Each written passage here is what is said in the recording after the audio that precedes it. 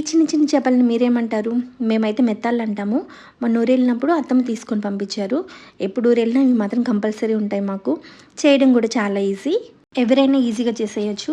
పైనున్న తలపాటు తీసేసి ఒక 5 నిమిషాలు వేడి నీళ్ళలో వేసి పక్కన పెట్టేసుకోవాలి. తర్వాత ప్యాన్లో ఆయిల్ వేసుకొని అందులో పచ్చిమిర్చి, జీలకర్ర, ఆవాలు, కరివేపాకు, ఫ్రెష్‌గా దంచిన అల్లం వెల్లుల్లి పేస్ట్ కూడా వేసుకొని పచ్చివాసన పోయే వరకు ఒకసారి ఫ్రై చేసుకోండి.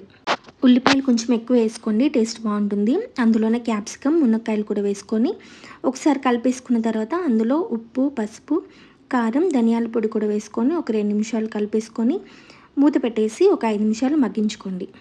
తర్వాత అందులో టమాటాలు వేసుకొని కొద్దిగా చింతపండు రసం కూడా వేసుకోండి. నేను ఇక్కడ పులుసు చేయట్లేదు, కొంచెం గ్రేవీలా చేసుకుంటున్నాను. గ్రేవీలా చేసుకుంటే టేస్ట్ బాగుంటుంది. దానికి తగ్గట్టు వాటర్ పోసేసుకొని మొత్తం కుక్ చేసుకోండి.